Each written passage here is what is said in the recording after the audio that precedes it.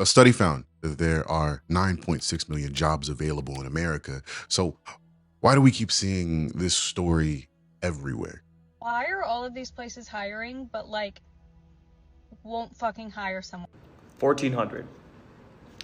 1,400 is the number of jobs I've applied to across LinkedIn, Indeed, Naukri Golf, other recruiting sites. The first piece of data shows that the number of job openings available in October was the lowest it's been since March of 2021. Wow, can you guys believe this?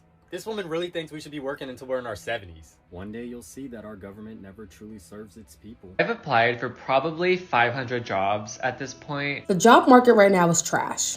Something has to be off. And I mean, this is ignoring the whole idea that a lot of these jobs underpay their workforce and still have people with 3 times the experience applying because the cost of living is trash and most people need 2 to 3 jobs just to survive. As I spend my days desperately searching for a place to buffer my income while I wait for things like YouTube, poetry, and music to take off, I couldn't help but invest some effort into better understanding why this process has been so difficult. As always, I'm a new channel. Feel free to like, subscribe, and comment below what your thoughts are. Thanks, it's always appreciated. All of this started when I found myself unable to do DoorDash due to a pretty frustrating sequence of events. I was now in a position of needing a new means of work. I hit the ground running, applying to a number of places. I received a few calls and landed a few interviews, but none seemed to turn up. When I say a few interviews, I really mean like 2 out of applying to like roughly 45 jobs. At this point, I started to get desperate. I mean, bills got to get paid. So I decided why not apply to places I had already been before, like Home Depot. I applied and went in the next day to talk about the opening and the process with an available member of HR. It's one of the best kept secrets, or it used to be. Funny enough, this is how I got my last job at Home Depot. I went in and just talked to somebody. Also, funny enough, I get to sit down and speak with a member of HR who informs me that they aren't actually hiring and at this time. She suggested me that I should make an effort to apply to every job that they have available though. I applied to 3 of the 6 jobs available, and I learned that what I was running into was a new phenomenon passing through the job market: ghost jobs. These were essentially like jobs that were posted but didn't really exist. That means that hundreds were applying to a job that never existed. So if you're like me, one of your leading questions is probably, why do ghost jobs exist? So why do ghost jobs exist? Well, the simple answer is money, but here, we go deeper than that. So turnover rate, profit margins, cost of training are all in a lump sum of reasons as to why this phenomenon has taken over. Amazon was found to have a turnover rate of about 150%. Honestly, that's just an insane margin. But outside of that, within the same finding, it was noted that Amazon never takes down their job listings. One of the things to be noted here is that a lot of businesses are caught doing this. Amazon is just such a big business that they started to not care that it was getting noticed by other people, that they were just kind of leaving jobs up and jobs never came down because the turnover rate was so high, because so many people were coming in, getting trained, and didn't last longer than 3 months. 1 out of every 3 workers at Amazon was lasting the 90 days or longer. And that's crazy to think about. But also when you think about all of the labor unions and the practices that are going on at Amazon, and how there's always some sort of little debate of whether or not they're doing justice to the people that work there, or if they're not.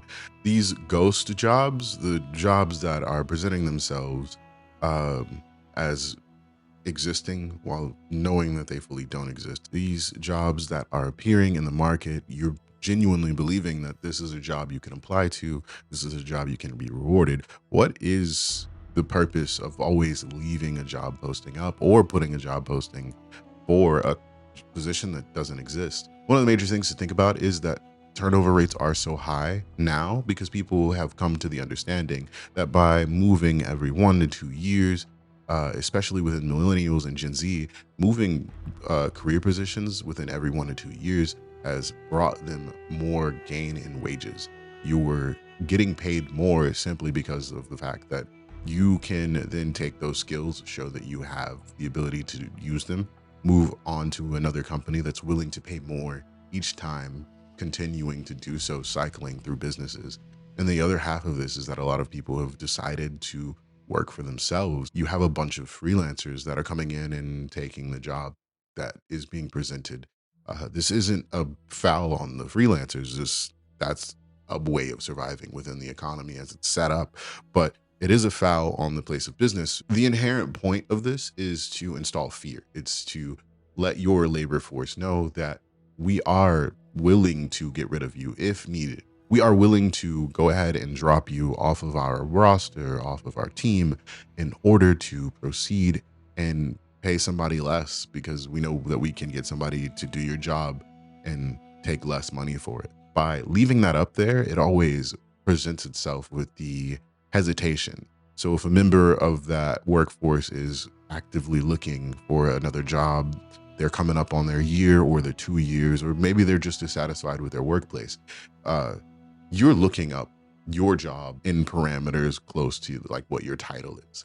So when you're searching on LinkedIn or ZipRecruiter or any of the other search engines, or maybe just Google, you're looking for your title. As you scroll, imagine the psychology behind seeing your own title at your own company, saying that the position is open, waiting to be hired. It installs the idea that they are actively always looking for somebody better than you.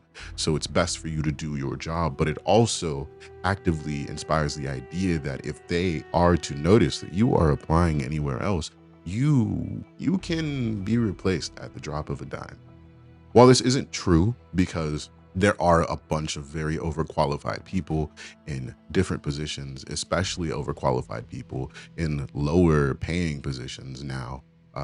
You can look up the statistics. I will link them below. The reality of things is that it does on average take anywhere between 2 to 3 jobs just to survive. So a lot of people are working those 2 to 3 jobs unless you get one of these very nice, very cushy corporate jobs that are paying you just enough to not leave, but not enough to really thrive.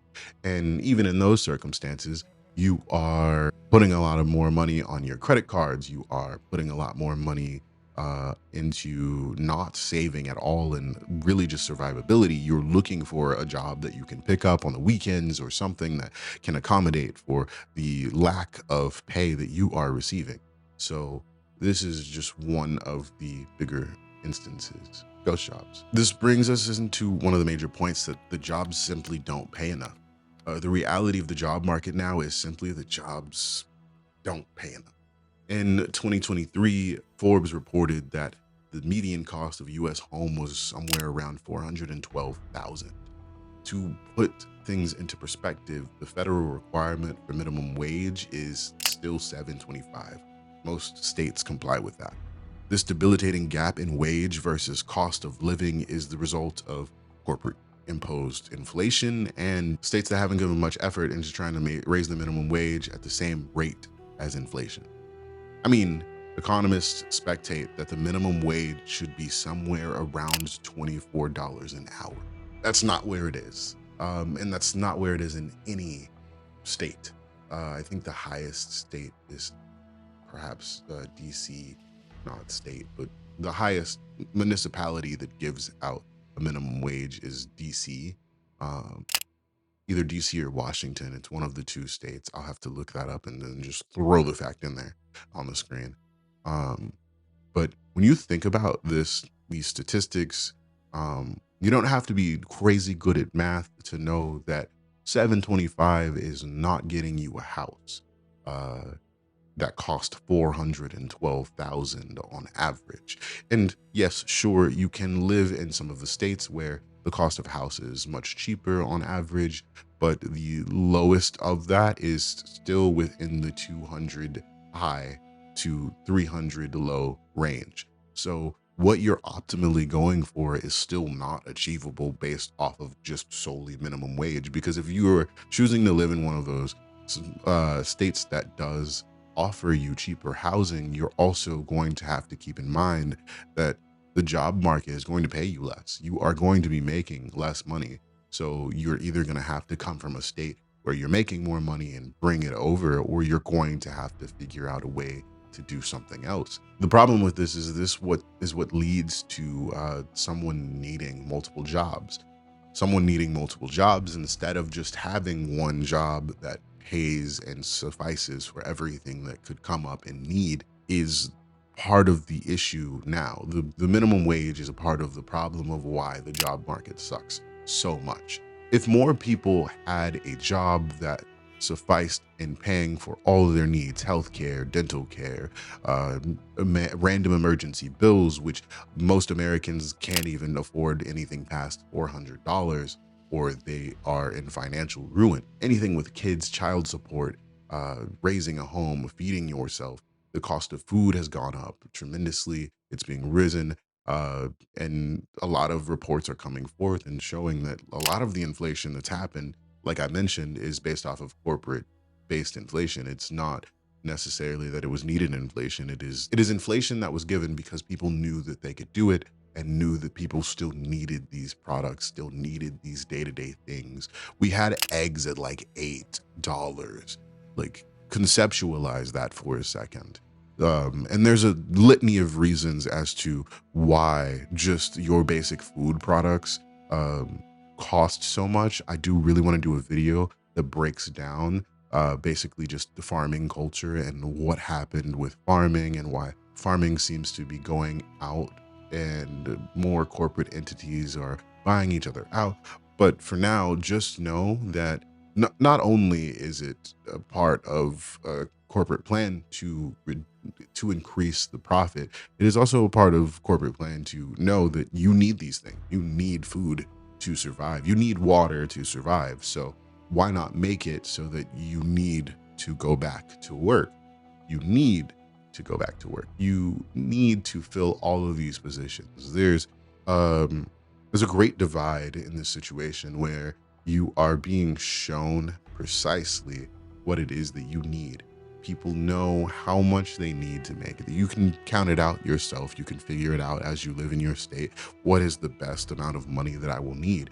And then from there, a lot of people are filling 1 to 2 jobs, 3 jobs, because they need the extra cash.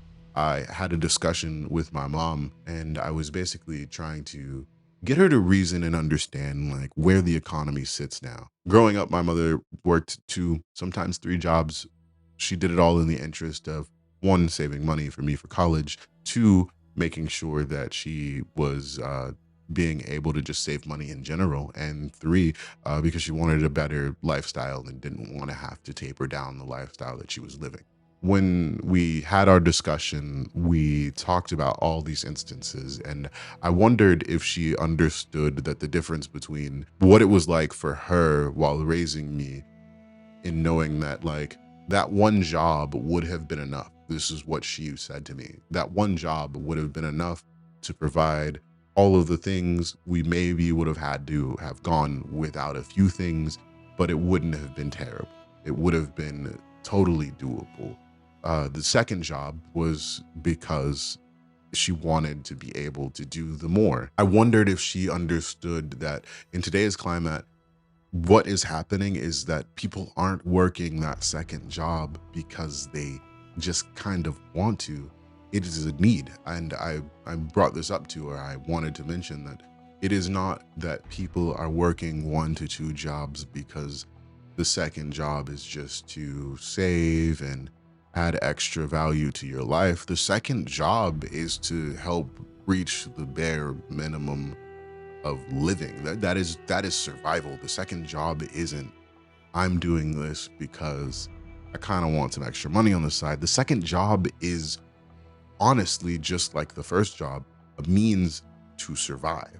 And I think that's one of the major disconnects for the older generation to the generation that is where I sit in.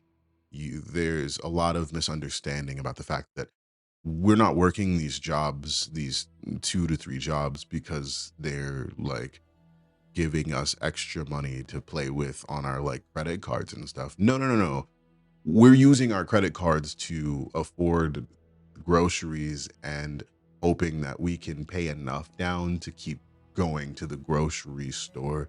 We're using these second jobs in order to help pay rent and electricity and utility bills. We are using the second job to keep ourselves afloat, so that we can pay a random maintenance bill. And even then, depending on the price of the maintenance bill, it could be too high. In truth, there's not a lot of straightforwardness to answer this question. Why is the job market so bad? There's a litany of reasons. We have ghost jobs, and we have the fact that people just simply aren't being paid enough. We have the outside idea that there are so many overqualified people taking under needed qualifying positions for less pay because that's the only thing that they can really find, and leaving all of the people who want to gain that qualification out in the dark. Everything is cooked right now. Everything is cooked. The job market is cooked. The economy is cooked. The rate of inflation is cooked. Corporate greed is cooked. Our social understandings are a little cooked. That is the point of this channel. That is the point. We are here to learn, but also to acknowledge that you are not alone in your understanding of the world. You are not alone in your interpretations. You're not alone in this experience. Obviously, you can go on Reddit and see the litany of posts that just talk about how hard it is to find a job, how many applications people have put in. You can go on TikTok and see the mounding amount of videos where people are telling you left and right how hard it is to find a job, to find a good job, to keep that job, to find stability in this economy, to find a way around the things that are happening. And some people are choosing to work for themselves and finding more stability there. Some people are saying, oh, well, and picking up more skills, learning more things, trying to be more technical about it. Whatever the choice is, whatever the decision is, I hope that it works for you. Part of this video is simply to tell you that you are not alone in your ever investment of trying to find a job that works, trying to find a career that works. You are not alone because a lot of people are going through the same circumstances you. For a lot of people, that doesn't really help. I understand. Like, it doesn't really help me to know that everybody is going through the same things. But I think pointing to it, allowing people to be frustrated at the fact that so many people are going through something like this will put a better eye on what we are doing politically, who we're voting for, who we want to make actionable decisions and choices that actually help the common American people. You can make local changes. Federally, it is a longer process. It is a harder thing. But locally, you can make changes, efforts to implement things and tactics and protocols and all types of things. Like you can make you can make a change locally. You can do a lot locally. As always, thank you for listening. I'll see you guys next time.